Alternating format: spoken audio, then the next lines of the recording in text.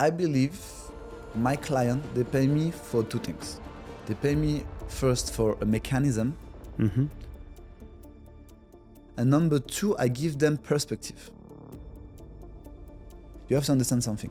Nothing is happening to you. Everything is happening with you. Mm-hmm. And when you pass this phase of understanding, then you can change things around and manifest and make everything happening for you. Welcome to another CEO episode of the CEO DNA podcast. Today we bring you a guest who preaches the world of wellness and performance. Not just theory, but actually live experience. Allaoua Graham, MBA, longevity and healthness expert, mentor to CEO and athletes who leveraged what looked like weakness into his greatest strengths. He turned a near-death heart crisis into a global mission of high performance and passion living. In this conversation, we're not just talking superficial wellness, we go deep. How to align your body, mind, legacy, when pressure is high, time is limited, and stakes are real. And I know we also will do some press work, so I invite you to join us while we're doing it. Welcome to the CEO DNA podcast, Allaoua. Guten Tag. Guten Tag. Hi, Michael. Hi. Thank you for having me. Thank you for being here today. So you have an interesting story behind you. So I don't even know where to start. But let's start that you work with a lot of CEOs. Mm-hmm. What is a good DNA? What are good characteristics of a CEO for you? It's a very interesting question, Michael. Well, yeah, I've seen different CEOs. I've seen CEOs that works for big company, and I've seen CEOs that actually founded the company. So I've seen CEOs from Russia, from India, from different countries, so all different profile. But one common value, I would say, is dedication. Mm-hmm. This is something that I found. The more power they have, the more money they have to deal with, the more person they're responsible of, and the more dedication they put in place. So really, one of the success key and one of the common value and common point that I see in all the high performance people that I train is the focus, really. How do you get the focus? Well, that's another very good question. This is a part of my work as well. In my domain, I help them finding clarity of the mind through different things. So I like always to start with the body. You know, I was training with the Russian Special Forces, and the main thing that we learn there is how to handle your fear. Mm-hmm. So basically getting rid of all the negative emotions that is barrier for your decision-making process, which are anger and fears and jealousies and envy. See, all the things that actually consume you. So there is different process to work on it. I will call it like emotional balance, process.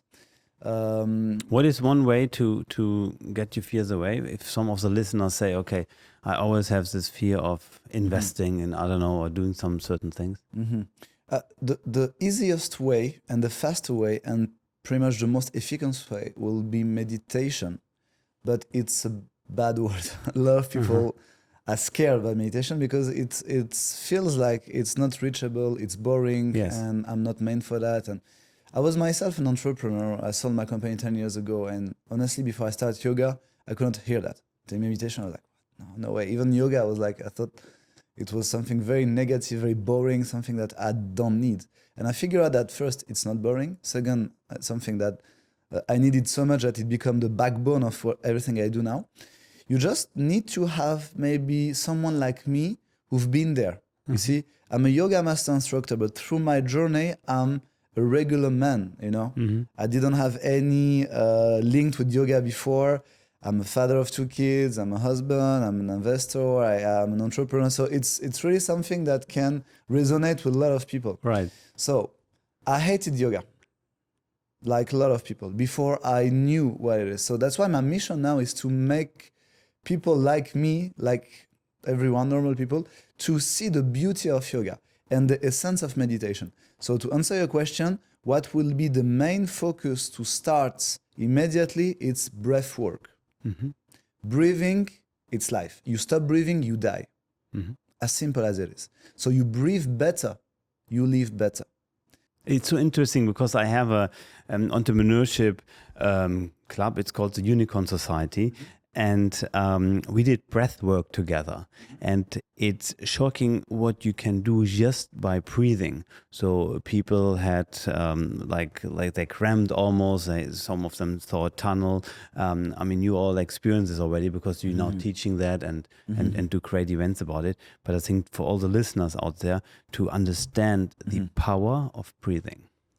Yeah, it's extreme. I mean, that's why I like to say, if you stop breathing, you die. I think it's a very clear statement. That means it's not something important. It's vital. It's essential. It's vital. Yeah. If you know how the body works, your first source of power, of energy is oxygen, right? True. So it's the foundation of everything. Yeah. So your cells need oxygen, your muscles need oxygen, your brain, your neurons, the clarity of your mind is oxygen. So do you remember during the COVID, the first test that we were doing to see that are you affected, are you sick or not, was the level of saturation to see if you have 99% of oxygen into blood. So it's just show that how important it is. So basically, the more you breathe, the more oxygen you have, the less dioxide of carbon you have, the more performant you are. And it's something very automatic because when we sleep, we're not actually putting attention into our breathing, but it's something that can be controlled 100%.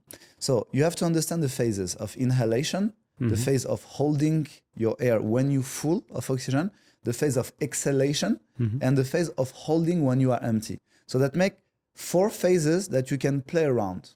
You can inhale for a longer amount of time, exhale for a longer amount of time. You can hold your breath in different way. You can breathe from different nostril, right, left. You can inhale from the right, exhale from the left. Yeah. So there is what we call this in the yogi science, we call it pranayama. I mean the science of like energy. Prana, it's what flows inside the body. So I want to make it very simple because I know some people are not at all there. So basically look at your body like a accumulation of system. You have your cardiovascular system with blood inside veins and arteries, right? You have your nervous system with electrical message into the nerves. You have the endocrine system, which is all your hormones. The immune system, you have all these systems all work together. But there is one that we don't really look at. It's called the pranic system. It's basically the air who goes inside the body, the fascia. It doesn't only go inside the lungs, it goes everywhere into your cells. Every single cell needs oxygen. So just by understanding that and putting science behind it, you understand how critical is it to breathe better, right? So the best learning is to really do a course about it, you would say. How when now somebody wants to actually implement it in their daily routine, how do you do this? We can do it right now. We can do it right now. Yeah. Close your eyes. Inhale through the nose. Exhale through the nose. One more time. Inhale through the nose. Exhale through the nose. Good. We're going to do it one more time. Inhale through the nose. Exhale through the nose. Now you're going to do the same thing, except that into your mind, you're going to say, I inhale every time you inhale. I exhale every time you exhale. We do it only 5 times. I inhale. I exhale. I inhale. I exhale. 3 more. I inhale. I exhale. 2 last. I inhale. I exhale. Last one. I inhale. I exhale. You can open your eyes. Now tell me what you feel. Way more relaxed. Yeah. Amazing. See? It doesn't take anything. I hope everybody listening did as well. Yeah, exactly. Did the same You guys should thing. try. It's very easy. You can do it anytime in your yeah. car, in your office. especially when you feel like anxiety and you feel like you're getting nervous about something. Just in the car, leave the eyes open if you're driving. Better to park to do it. All this, yeah. But yeah, especially with traffic, we live in a city, like every big city, where we overstimulated by, aggression, by traffic, by stress, by I have to be at this meeting at this time. So it's very important to keep some times during your day all along. Just how long did it take? 3 minutes? It's nothing, Take 3 minutes out of your phone, eyes closed, breathe in, breathe out, 5 to 10 times. And you're already a yogi. Yeah, nice. Before we go deeper, a quick note. 48% of watching haven't subscribed yet to the CEO DNA podcast. If this show brings you real conversations with real leaders and visionaries, then joining the CEO DNA community helps us to bring even more powerful minds on this show. We don't run ad, we don't chase noise, we build conversations that change how founders and visionaries and people think. So if you want more of that, then please take a second, subscribe, and let's build this movement together. And it's interesting also what I realized once I started this now is you come faster to your conclusion what you want to do. That means sometimes you think I don't have time for it, and that's exactly the moment you should make time for it, because you will be faster by sometimes having a helicopter perspective or by going out a bit and looking at that. And I think it's important. Yeah, this is vital. It's like the purpose of any education, Right. why you spend some time getting MBAs and BBAs, because you think it's a waste of time. It's an investment. That's the purpose of investment. You invest your time and your money to do something that's gonna first expand your life and second increase the quality of your life. See, what's the point to live to 100 years old if you're full of disease and you can't even stand up from your bed, So it's all about balancing. You have to live longer and to live well. And it starts today. Every decision that you take today will define, what will be your health in 10 years, in 20 years, in 30 years. Absolutely. How did you come to this conclusion? Let's start at your career. You born in France? No, I was born in Algeria. Algeria, Yeah. and then you went to France Yeah. with what age? 4 years old. 4 years old, okay. And then you went to school there and so on. And how did then the business venture start? Well, I'm gonna make it very quick because it was a lot of back and forth. But basically, I get my BBA in UCI. So let's say I enter after my A-level university. So I started business school, ISC. Then I did a year in France. Then I studied in UCI. I get my bachelor, and then I came back in France to do my MBA and did the second MBA in China. And then when I came back to France... So how long did you live in China? Yeah, I stayed for like about a year. It was amazing. I didn't leave. I leave because of the pollution mainly. Okay. But I really loved the people. I loved the lifestyle, and I wanted to understand what option did I have at this time. So I came back to France to see how things was going. I had an opportunity to come to Dubai. It was nearly 20 years ago now, and I seized it. I just came. I came as a distributor. So right after I graduate, I was responsible. I was a solo distributor of a French brand called Gemology Cosmetics for 12 countries here. I was based in Dubai. I did it for 6 years. Then I sold my solo rights, sold my company, and then I created my own company in the fashion industry. So I became a kitsch fashion designer. I had many stores here in Dubai. It was working very well. So for kids' outfits, basically, yeah? Only for kids. Yeah. Nice. We were honestly one of the first one into this trend back in the days. Yeah. How did you come up to do this? Why kids' outfit? Well, like everything that I did in my life, it came to me. See, so that's why it's very important to learn how to observe and how to receive. So I was intending to create a men's label.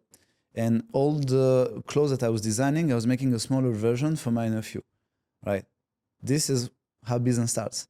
So every time my sister was walking in the malls, everyone was stopping her. Oh, this is so cute. This is so cute. Where did you get that? And I was like, oh, I think there's something to be done. Right. Then you study the market, you do a due diligence, you do a benchmark, and then you understand that it's a rising, industry, that there's no player. So maybe you can have a market share in this. And so I put everything all in. I brought designers from France. I brought the right hand of Christian Lacroix himself. Chloé Robin was my head of design. And then we focus all the effort bringing basically the French touch, the minimalistic French touch, in the Arabic heritage. So we start developing a lot of different T-shirts, you know, the sarwell, the kind of Ottoman pants that we redesign into a very easy way, to the point that even adults were asking us to create the same thing for them. So that was funny how things goes around, you know. Right. But we stayed focused on the kids. We did only kids from 1 to 12 years old. How many years did you have the business? 7 years. What was the most learning you had during that time? If somebody now starts such a business scaling, it's tough. if you could tell yourself on the day of the exit and talk to your younger self when you start the business, what would have been your advice? I would say don't expect anything. Don't expect anything because everything that I was expecting didn't work this way. For example, I created this company because I love to design. Yes. After a year and a half, I didn't design anything anymore. I was like dealing with supply chain, with after sales, with like distribution. People management, yeah. People management was the worst, you know, really. How many employees you had at Up to 70 we had, yeah. 770? Yeah. Yeah, Yeah, 70, which is quite huge, you know. Definitely, yeah. And yeah, so... And here you have also different nationalities, you have the visa challenges, and so many... Yeah, it's really a part. I mean, human resources was something that I was doing on a daily basis, which I didn't want to. You know? So I had to delegate everything that I like. All the fun part was delegated, and I was dealing with all the not fun parts. You know, to the point that it was really stressing me out. But the company was growing very well. You know, it's interesting that you say because it's your fun part, and somebody else. He might hate it, you know? So it's so interesting to when you understand it, when you build a business, that like our accountant, he really loves numbers. He's all in it. Like if you would take this away from him, he would say, now you have to design something fancy and clothes. It would be a nightmare for him. It would be a nightmare. He couldn't sleep. He wouldn't say, no. He needs this structure.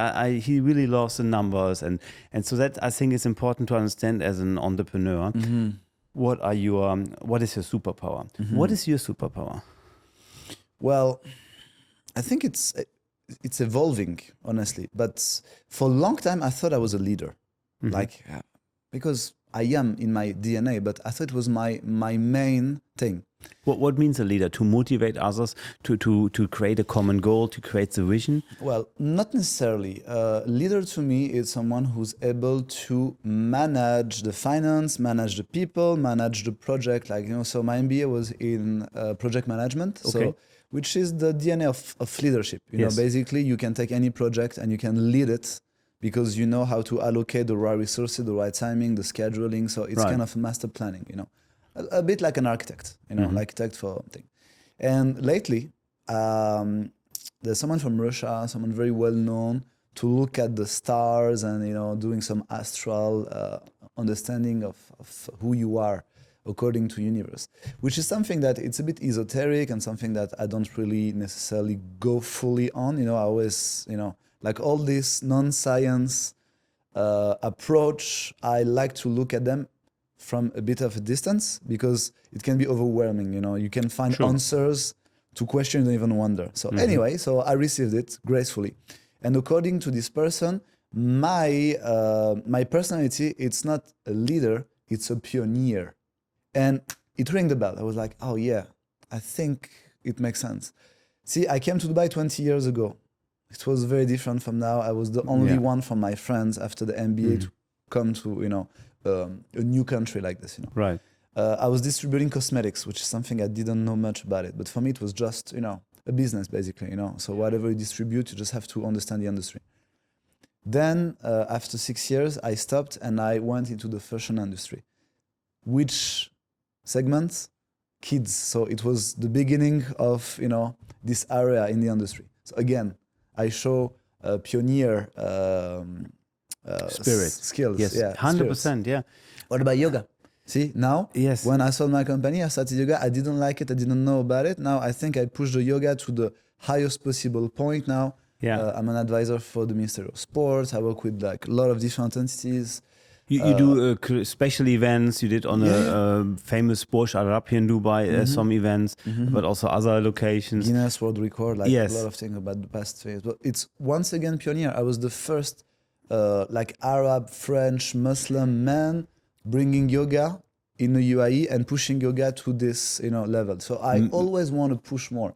I was the first one who lead a project to do a Guinness World Record with the highest nationality, doing a yoga class together. We had 12,000 people. It's huge, like in frame. So every time, I cannot say I'm bored after a few years, but I need something. I need a new challenge. I need something so my talent, or what's my gift, it's to go where no one's going. So maybe the stars are right.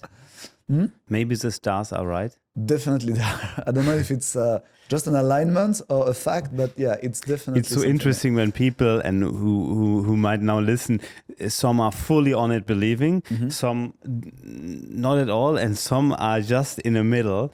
And it's interesting. I met people here in Dubai who fully have their house fully feng shui, or the place where they live, and some who would call it stupid to do it. Yeah. So it's quite interesting. My wife convinced me to have everything feng shui, and I feel well at home. I did also in my previous home, what wasn't feng shui, to be fair. But I think it's interesting, and maybe also what the mind needs, but also maybe there's some kind of science behind it. Yeah, in this perspective, my belief or my philosophy, I kind of strongly believe that all extremes are dangerous. Good extreme, bad extreme. Right. Anything's dangerous. So there is this Latin quote that makes a lot of sense. In medio stat virtus. That means everything should be done with balance. So the virtue stands in the middle. Yeah. So it's like everything. It's good to listen. It's good to have distance with things, anything you like in life, even something positive, like for example, biohacking or health. You can become too extreme if you push it to the limit. So True. I think always good to, understand, learn. See, this is Are you pushing it to the limit? No. Actually, I'm putting effort on finding balance everywhere. Really. Even when I like something too much, like paddle, which is like new. So I must say, we play paddle tennis together. Yesterday we have our first game. It was good. Amazing. And you have a very high energy level. So when I met you yesterday also on court, I said, I like this guy because you pick up the ball, you run around. So I think that's good, or not? Yeah, I mean, I think it's my personality, Also, I'm doing yoga every day. I meditate every day. I found energy access inside my body. So when and this we're going to be a little bit more spiritual, but when you meditate so much, you have access because of your brain. You open parts of your brain through your pineal glands that find energy. So your body make energy. So you can start managing your level of dopamine, of adrenaline, through breath work. So every time I have a drop of energy, I know exactly how to bring it up to a certain extent, and then it's just like breath work basically. Can you also do this on a tennis court or paddle tennis? So you said, in regards to, do you always need to like close your eyes, or do you can also now do this while you're almost doing something? I am doing it now. Oh wow, interesting. Wow. And we play with Alistair over him, Yes. Heavyweight, K1, UFC champion. So we're very close to each other because we understand that. So he's always on a breath work. Like when you talk with him, he's always like, consciously breathing and controlling. So it's something that you learn how to do, and then it becomes addictive because it regulates your thought. You see, I have clarity in my mind, in my emotions because of the breath work. See, when I feel, I have two boys, 6 and 4 years old, in the car, Papa, we arrive, Papa, we arrive. I mean, all the father knows that. That's like sometimes you just want to hit the car and do it. So you regulate things. So you breathe and then you accept, the let's say the energy that's coming to you. So you avoid it, you accept it. There's different way of doing it. But at the end of the day, you regulate everything. You regulate your own thoughts. You regulate the aggression. Because you see, we exposed to a lot of aggression. I like to call it aggression because this is how we feel. It makes you nervous, like someone driving in a bad way, someone like, even looking at you like, like sometimes you can feel this, like hostile in saying something, especially when you go into a busy area, if you go to malls, like there's thousands of people around you. So you have to know how to protect your energy in two ways. Not let all the negative energy coming to you, and maintain the positive energy that you have inside, because it's very easy to switch. I give you a very simple example. You're very calm, you're very relaxed. You go to a lift, a very close area, there's 2-3 people inside. There's one person very upset inside, very angry. Everyone will start to be angry. The same thing with fear. Someone who entered the lift being into a very high level of anxiety, you will feel it, and then you will feel anxious, you don't understand why. That's why the main thing in a battlefield for Russian is to control your fear. Because if one soldier gets scared, starts running, everyone will follow. So you need to make sure that everyone stay composed. How? Breathwork. It's been taught in the military since the Spetsnaz training, special forces, since like the 10th century. I think it was even a part of the Bogateri, the legendary fighter in Russia, to control the emotion and to keep everything under control through breath. There is phase in life when you let go. If you do roller coaster, if you do something, it's not just about controlling, but it's about regulating. It's also how you accept it. So basically, when now my kid is, for example, like screaming, I also take it sometimes as a, I don't want to say positive thing, but I don't let it give me negative. It doesn't need to be a negative thing sometimes. So I said, okay, she's now upset because she doesn't get the third ice cream or, whatever, or it's now actually bad time. And I said, it's also fine. You should let it out and it's fine. I can live with it, That's one of the main things you learn in yoga when you start journey is like there's no negative, there's no positive. There's no good, there's no bad, basically. There is. That's fact. So it's you who decide how you're going to receive it. So we say something that's very important for all the CEOs, for all the entrepreneurs watching this program. You have to understand something. Nothing is happening to you. Everything is happening with you. And when you pass this phase of understanding, then you can change things around and manifest and make everything happening for you. I like that. See, there is 3 different ways of positioning yourself through the same fact. So either something dramatic comes, you find the understanding, you find the learning, you move on and you turn it to something beneficial. Either you take the hit and then you lost and then you, okay, I don't want to fight anymore, and then it becomes negative. So it's really up to what we do. Absolutely. God, the universe, everything has nothing against us, like really. It's just the situation. Sometimes you have an accumulation of fact. It's hard to handle, but it's handleable. And the way you put your mindset will define the outcome. So you don't control the income, but you control the outcome. Yeah, I say always to my colleagues, we have to decide what we actually want to fight, on what poker table we want to sit, basically, what game we want to play. And sometimes it's not worth the energy to fight against a big wave coming, but it's maybe easier to just take the board out and surf the wave. I think that's also what entrepreneurs need to understand, to see the waves, right? Because it's easier to... Brother, you speak as a yogi. Perfect. No, really, like this is the mentality. Rather a fighting wave, you want to learn how to flow. That's why we flow on the mat, we flow in life, The more you can put yourself into the speeds, into, let's be a little spiritual, into the frequency of the vibration that you're in a room, in the world, the more you go with it. Interesting. So the more you can choose which level you want to be in.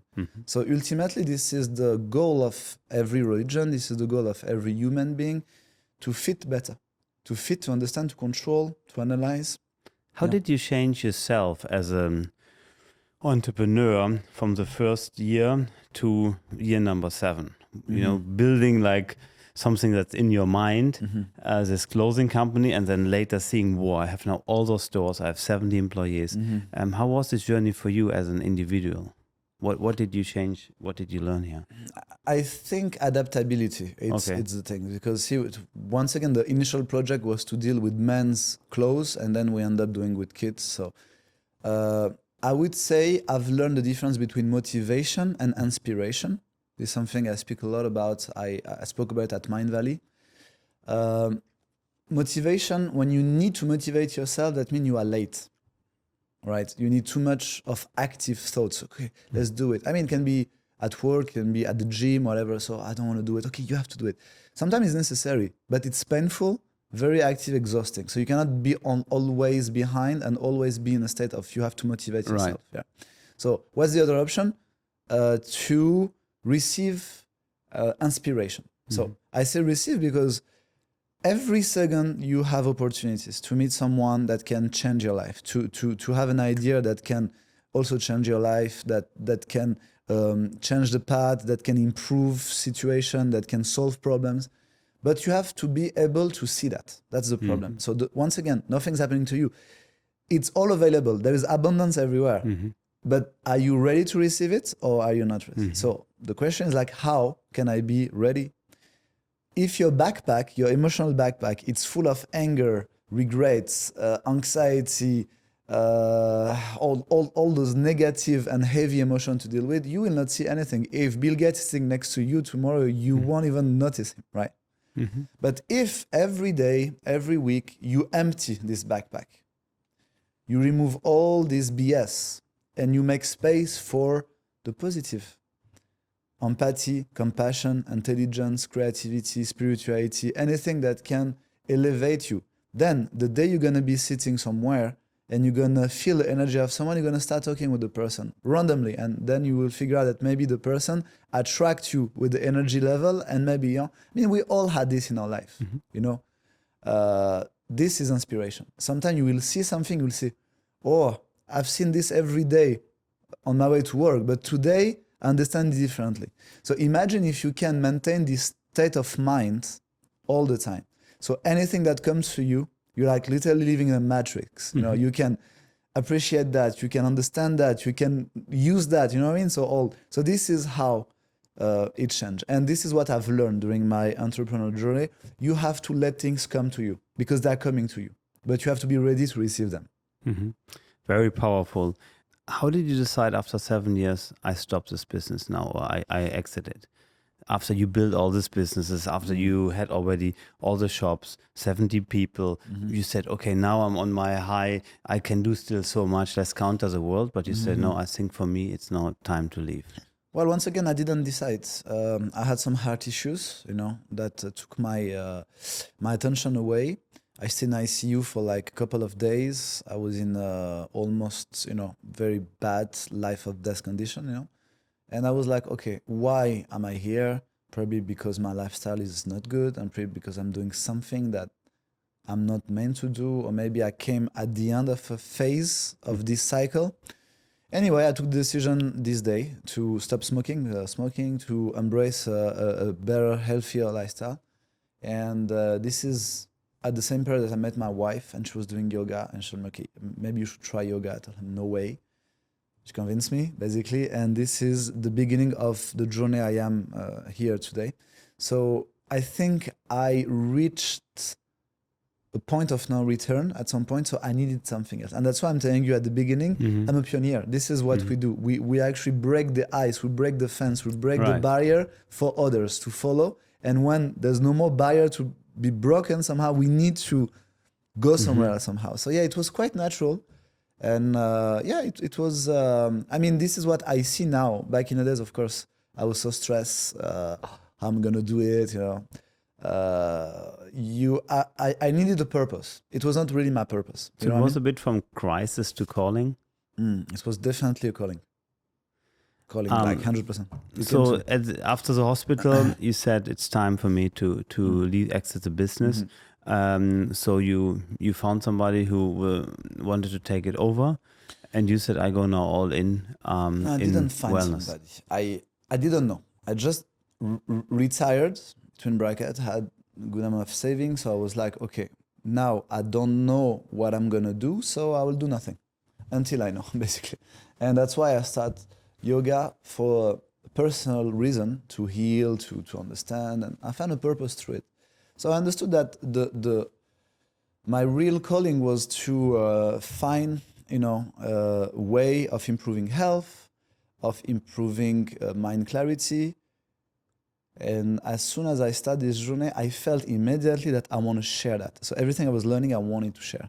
So I guess in my deep DNA, I'm a Brahman, which means I'm a teacher. You know, you have like different like category. So I'm definitely a pioneer, but the thing I enjoy the most is to teach people. Don't know if you noticed even yesterday. Yeah. It's my third day block of paddle. I was giving stop, advice to everyone.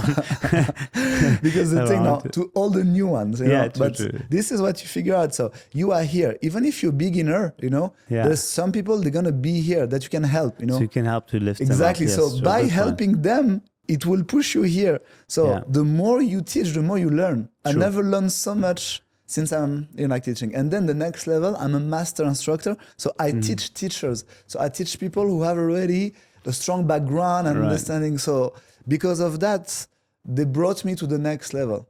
So that's why I feel fortunate when because I still teach one-to-one to athletes, to CEO, to very Yeah. special people. I mean, I shouldn't say that, but I should pay them for that. I'm getting paid for that, but I'm learning as much or more than what I humbly teach them. So this is a beautiful work, you know. It's very interesting, especially what you learn from them. What would you say are the characteristics? Because the people who come to you are already on a very successful path. They are already often peak performers. Otherwise, they wouldn't be where they are. But where do you see parallels that you say, oh, I see that. You told already earlier. It's passion. It's a drive a bit. But what else?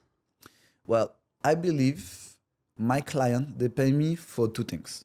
They pay me first for a mechanism, because even if you CEO, even if you're athletes, you see, Right. I'm dealing with world champions. They don't need me, you know. Yeah. I mean, who am I compared to all the sacrifice that they did for their life? But sometimes it's hard to find the mechanism, the healing mechanism by yourself. So this is what I'm teaching them. I'm giving them structure. That's number one. And number two, I give them perspective.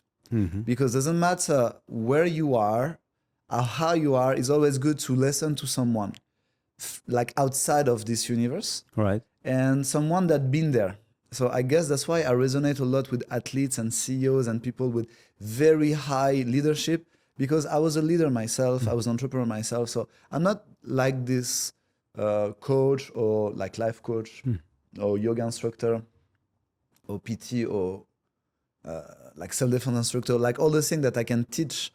I'm not just that. This is the conclusion of a long journey. So I've been there, I've seen that, and this is my evolution, you know. So I can speak the language, I guess, you know. So on the one hand, yeah, that they understand you. I understand them. Yes. That's what is important, you know. Yes, right. So it's that you understand them. They understand you, obviously. What are those certain things you try to implement here as well? Well, I really believe everything starts with the physical. Right. So every training, either we do some self-defense, either we start with simple stretches. And stretches will help anyone. Yesterday we forgot it. Yeah, you were on the phone actually. That we wanted to do stretching with you. So next time we play paddle. Then. Last week we did, but I was handling some because I'm still an entrepreneur, so I have project going on sometime. You see, and that's funny because if you are an entrepreneur, you will always be. Right. Either with yoga, with the ice cream, with the investment, with you always want to scale it and exactly. You always want to structure it and scale it. So on the one hand, you go back to the basics with those clients of yours with stretching and other things. What else? Yeah, after it's a bit personal, so I don't want to disclose. But basically, when you have this proximity with people, you know them better than they know themselves somehow, because you can see them through pregnancy, you can see them through fatherhood, you can see them through bad investment, good investment, success, failure. So every day there is, a different spectrum of the personality. I mean, like sometimes they cry, sometimes they're super happy. So yeah, I would say you help them stabilize sometimes, and that's why it's important, the regularity. And I try them very early in the morning, some of them even at 5 a.m. So they make me wake up at 4 just for that, because I don't have time. And it's so important for them to train that they will, in the very packed day, they will wake up 1 hour and a half earlier just to have this dose of, self-reflection, stretching, and, mental like perspective. And so it's It's very, very important for them, and it's very important for me to keep on helping them. I have people since more than 6 years, see them thinking about one person, very, very high profile. I'm training her since 6 years, 3 times a week, like constantly. And when the person is not here, we're doing Zooms. I mean, it become almost a good addiction, you know, because it becomes something that really go beyond the physical, go beyond anything you can explain, you know. And this type of profile really elevates you, you know, for a coach, for a service provider like me. It's Why really, is it important, especially let's say also for entrepreneurs and CEOs, to have a mentor? I mean, we all have a father and a mother, yeah? Bon. Look at the human condition. We are the only babies to born, and we cannot do anything until at least 2-3 years old. Look at all the other species. As soon as they popped out, they can follow the trend. So I think it's in the DNA of the human being. So we have the parents and we have the teachers. Then growing up, we maybe I don't know. I don't have answers to that, to be honest. But to my understanding, yeah, it's important to have a role model. It's important to see people that inspire you as well, you know. So it's not just, I mean, look, we need experts, right? When you're sick, you want to see a doctor. Yeah. You can possibly be a doctor yourself, even for yourself, like study naturopathy or whatever, doing things. But no, you need someone from outside to give you diagnostic and to give you a mechanism of healing. So I think the mistake will be to believe that we don't need mentor, we don't need teacher, we don't need to go. I also have mentors. I have a lot of mentors. I have teachers. When did you start that? Already when you built your business up, or when did you say, okay, I invest now time and money, energy into a mentor? Nothing from the beginning. Even when I was, you know, when you get MBAs, when you involve into that, you have your teachers, they are first mentors, and you have, you know, like some entrepreneur that you look up to, that you meet, you know, in different activities, and they explain you how they made it there, and, you know. So I also believe it's a natural process, is according to your surrounding, and that's why it's so important. It's so important not to judge, really, and not to expect. If you judge, you have limited belief, because your conclusion might be wrong, right? If you have expectation, you may have disappointment, because you will have less what you expect. So if you remove these two big barrier, judgment and expectation, you're open to anything. Anyone can be your mentor. Even the baker, even like anyone. It's just about human connection, and you can learn anything from anyone, really. Even someone that you don't like. Yeah. Someone that you hate, that you know, for example, or that you like a public figure that I don't like this guy, I don't like his opinion. Don't judge. You know? I like that. Yeah. Observe. Yeah. There's something that we learn in yoga, it's called contemplation. That's something that we don't do anymore because we prejudge now. We have cliche. But kids do contemplation. See, especially when they're like 1 year old, and sometimes you see them getting lost, looking at the butterfly, the sky, the clouds. We think, oh, they're wasting the time, maybe the brain. No, the brain is developing. The brain is observing, is analyzing, they're learning. With all the stimulation that we have today, especially the smartphones and everything, we're losing that. When is the last time you sat in a street, in a public bench, or anywhere in a garden with no phone, just looking at things moving around you? Super important. Yeah. True. We have to do it. It's part. So I think we need mentor. I think everyone needs help. Someone who doesn't need help needs more help than anyone, honestly. So you like a modern also psychologist to the entrepreneurs? Why not? Yeah. Why not? Life coach. There's different form. Now we put word on that, but there's different form of help. I play sometimes tennis with the father of one of the top 100 tennis players in the world, where I live. They sometimes do some tennis trainings there, and he's living there. It's close to a hotel, so we became friends. He had some questions and business questions, and then he said, "No, let's play tennis." I said, "Yeah." He's beating me badly. He's like, I think not 70, but close to it, you know. And his son has 3 coaches. Okay. When he works out with us at the gym, 3 coaches are watching him. And the dad says, "Michael, I invest so much in all the coaches. It costs me." I said, "Why does he need 3 coaches? None of them is as good as he is." And then he said, well, Michael, my son is not able when he does all the exercise to watch all the different things, but they can. So one of them is like when he's playing, watching on how he's behaving his legs, just how the legs are moving. Another one is how he's swinging. The other one is just the mindset. So it's interesting that you need to have different perspective, and each of them is pushing this specific topic to the maximum, and the mix of all makes him one of the best tennis players in the world. You just said that this person is one of the 10 best tennis top player. 10, no, top 100, top 100. It goes back and forth sometimes. Whatever. Yeah. Let's say top 10. But he's one of the top 10 because he has his team. Yeah, it's as simple as that. I mean, there's no individual performance. So even for fighters, for example, the people behind them, it's huge. I mean, we played yesterday paddle tennis with one fighter. You tell me again. Alistair over it. Yeah. So he was one of the. Explain us a bit for the people who are not watching the. He was actually. People know him. Yeah. He's not just a fighter. He's a legend. His generation. He was the face of MMA, of kickboxing. He was, I believe, the only heavyweight and only fighter in the world to be at the same time. You guys also worked out one time, yeah. And MMA champion. Yeah. We work out together. I mean, I help him stretch, but now he helped me more than I do help him. So he's introducing me to cold plunge and, breathwork. So we were talking about it too, yeah. Yeah, he's definitely a mentor to me now, more than because I started as his stretching coach, basically, and like mobility. But you see how things move, So to just come back to your example, he's a smart man. And also, you see, we say that you are the average of the 5 closer people with you. So who you are, it's the average of the 5 closer. It can be your wife, it can be your husband, it can be your kids, your best friends.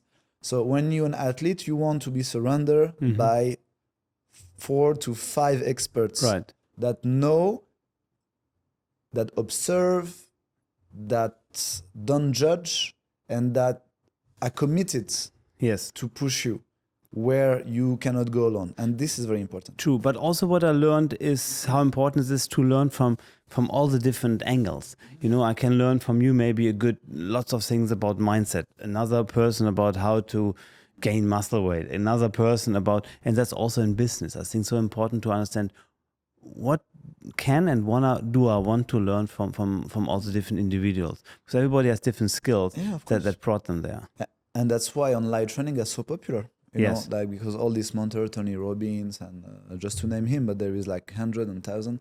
Sure. I'm a very good friend with Vishen Lakhani, like Mind Valley. Like also all his experts are really helping people. What did you learn from him? Well, I've learned from him something related to vision. He has a very strong vision, definitely, and he put the effort behind it. So maybe his superpower is to gather people, to gather experts, to gather people around him. And this is the same example as your friends, the tennis player, except that doesn't have 3 coaches. He has thousands of coaches around him. And that's why he's so accurate, and that's why he managed to do what he did, I guess, with Mind Valley. You're already here. Let's build this relationship. If you're still watching, there's a reason. You're not here for the noise. You're here for the real story. So join us properly, subscribe. Let's stay close and let's grow this conversation and this group together. When you would start over now again, what would you tell your younger self? Going on this journey, building the business, going into life? I will not tell him anything. Just enjoy the ride. Nothing. Not even that. So everybody should do this own experience. Yeah. It's like parenting, someone very smart, I don't remember, but I've heard that.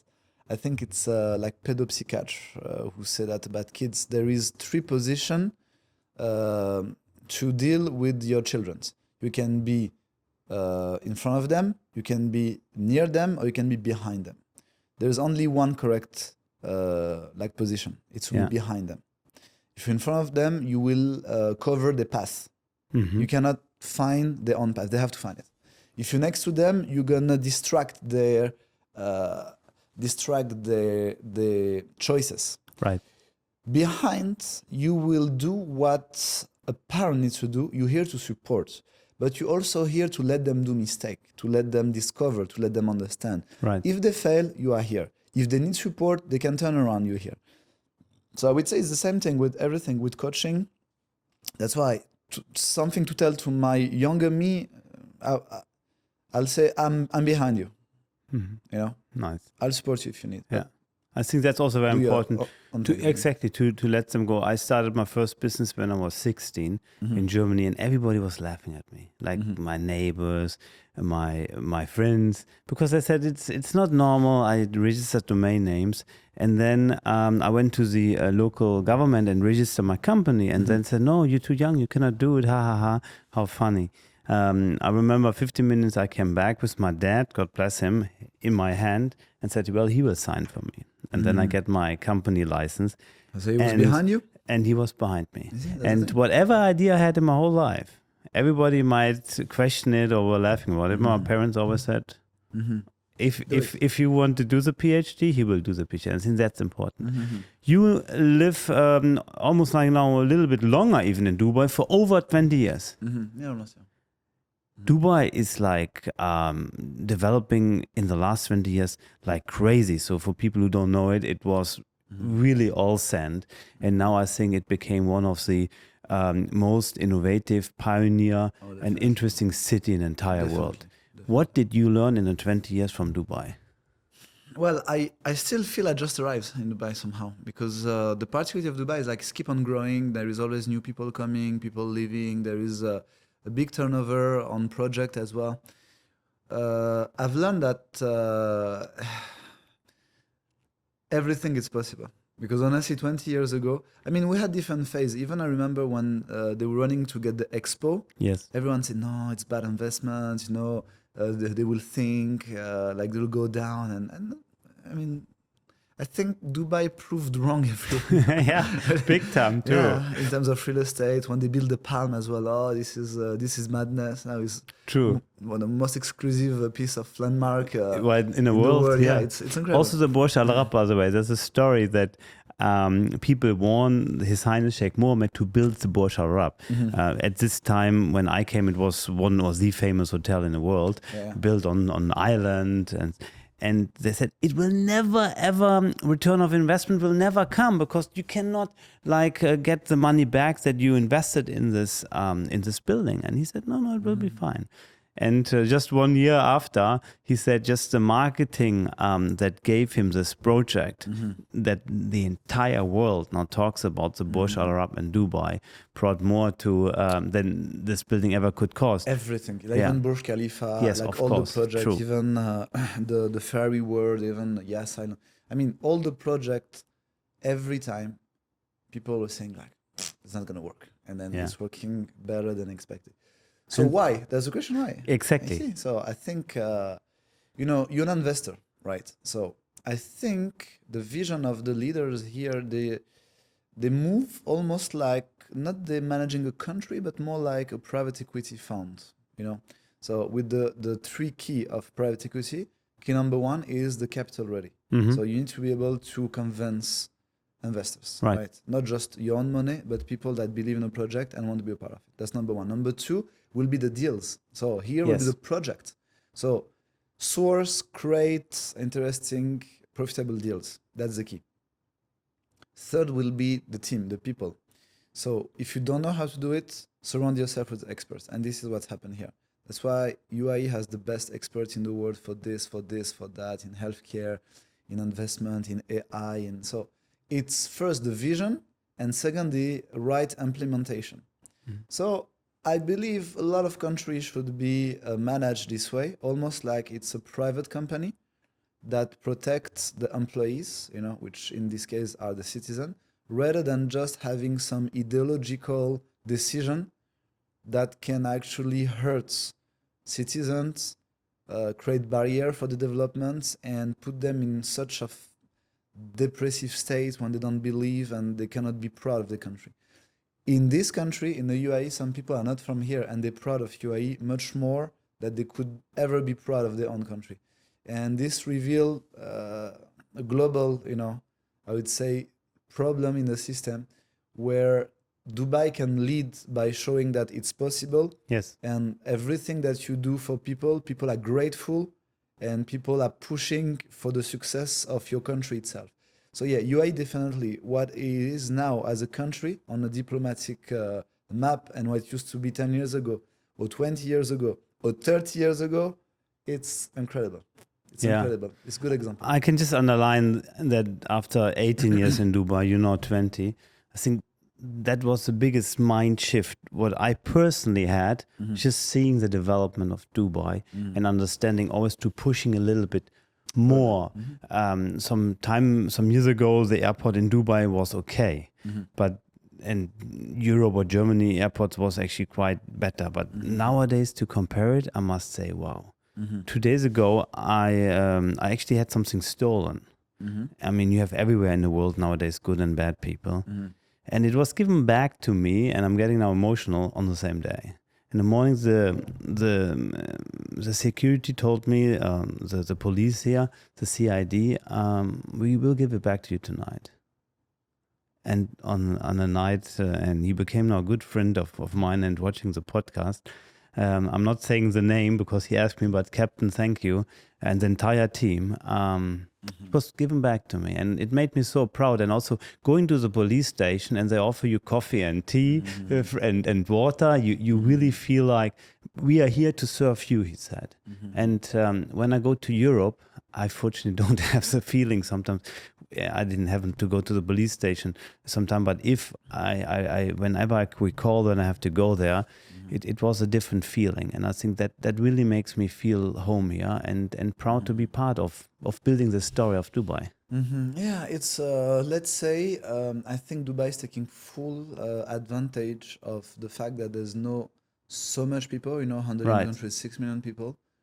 You can implement a lot of systems that actually serve the people, and this is amazing. So everything, I mean, I've seen the evolution of the online digitalization, I'd say, of your trading license, of your visa, of everything. Back in the days, it was a little bit more classic, the same thing that you can have in Europe. For example, you have to wait, queues, Full everything. number. And now And it's you have an app for everything. Yeah, it was crazy. It registered my car. Some 18 years ago, I had to take a day off to register my car. Yeah, Almost now sometimes you it was need this paper, you need this. And nowadays, you can do it by an There's app, an app actually. for everything. And the way, for example, the COVID have been handled here true. compared to the rest of the world, it's incredible. Yeah.